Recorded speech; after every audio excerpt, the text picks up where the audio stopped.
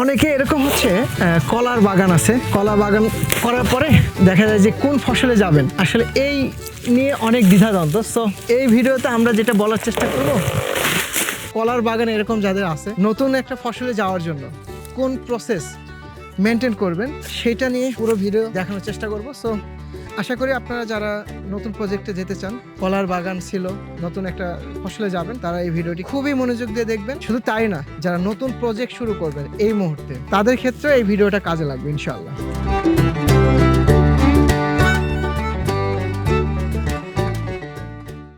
আমি পড়াশোনা করি না, আমি অটো গাড়ি চালাই, যেটা চমৎকার। মালবাহী গাড়ি, যেটা মানুষ ঢোয় না, রড সিমেন্টের দোনো থাকি। কিন্তু আমার সবচাইতে ভালো লাগে। টানে বেশি হলো কৃষিতে। এখন এই পুরো জমির মোথাগুলো পরিষ্কার করেন। কলার বাগানের ক্ষেত্রে কি হয় যে শিকড় কিন্তু অনেক গভীরে যায় এবং দেখেন যে কলার ডাল পালা দিয়ে পুরা জমি ভরা মাখা।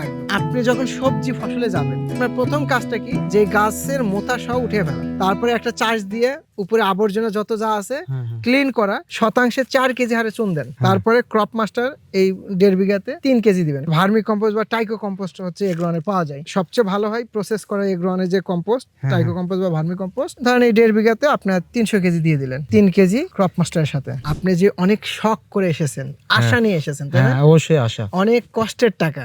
তো এই টাকাটাকে সঠিক যদি ইউজ না করা যায়, ইউটিলাইজ না করা যায়, তাহলে কিন্তু লস হবে। আমাদের জানার দরকার হচ্ছে যে আমি যে জমিটা নিয়েছি, এই জমিটা কি ধরনের মাটি, কোন সময় পাইলাম, কি ফসল করব। আমার জমির মাটি, এই আগের ফসলটা কি ছিল, আগের জমিতে যা ফসল ছিল তার উপর নির্ভর করে কিন্তু সবজি ফসল নির্বাচন করা লাগে। দেখেন, আপনি বেগুনের জমিতে কখনো মরিচ দিবেন, ভালো হবে না। মরিচের জমিতে বেগুন লাগাবেন, ভালো হবে না। এটাকে বলা হয় হচ্ছে ক্রপ রোটেশন। ক্রপ রোটেশনটা হচ্ছে কি, যে আপনি একটা ফসল, একই ধরনের ফসল করলেন, পরে আরেক ধরনের ফসলে চলে যাওয়া। একই লেয়ারে খাবার মাটি থেকে খাচ্ছে, তাহলে কি প্রতিযোগিতা হচ্ছে না? আর পোকার আশ্রয়স্থল বাড়ায় দিচ্ছে, রোগ জীবাণুকে ডেকে নিয়ে আসতেছে, যে কারণে ক্রপ রোটেশনটা মেনটেন করতে হয়। দর্শক, আপনারা অনেকেই চিন্তা করেছেন এই সময় কোন ফসল করবেন। যাদের দোআঁশ মাটি এবং এঁটেল দোআঁশ টাইপের মাটি আছে, তাদের প্রতি অ্যাডভাইস, যারা করলা চাষ করতে যাচ্ছেন, ডাইরেক্টলি করলা চাষ না করে আপনি বরং যে কাজটা করতে পারেন, সুন্দর করে চাষাবাদ টেকনিকটা আমরা বলে দিব।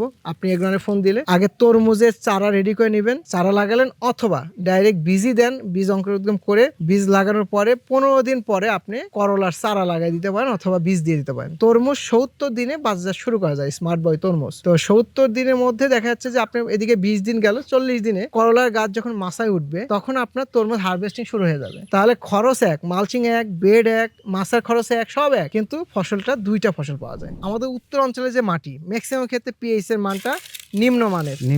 পিএইচ মানে কি জানি না, তাই না? মাটির অম্লত্ব, খারত্ব। শশা, করলা, তরমুজ এগুলো ফসলের ক্ষেত্রে 5.8 থেকে 7 পয়েন্টের মধ্যে, মানে 6.5 এর মধ্যে না থাকে, ফলন যতই সার ঢালেন ভালো কাজ করবে না। আপনার যে মাটি, আমার যে মাটি, এই মাটির সাথে এটা পারফেক্ট।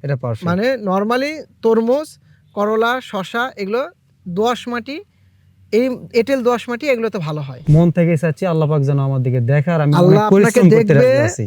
আপনি অবশ্যই রাইটটাকে পরিশ্রম করতে হবে, রাইটটাকে পরিশ্রম করার জন্য আপনাদের হাত ধরা ইনশাআল্লাহ। আর আমরা আপনার সাথে কমিটেড, যে আপনাকে সাপোর্ট দিয়ে আমরা আপনার সাথে আপনার ক্যারিয়ারটাকে জাগাতে চাই ইনশাআল্লাহ। আমরা ইয়াসিন আরাফাতের জন্য আমরা শুভকামনা জানাই, এবং তার ক্যারিয়ার এগ্রোয়ানের সাথে দীর্ঘ হোক ইনশাআল্লাহ। আপনি যদি চিন্তা করেন এরকম ক্যারিয়ার বিল্ড আপ করবেন এগ্রোয়ানের সাথে, আজই যোগাযোগ করুন 09678662828 এই নাম্বারে।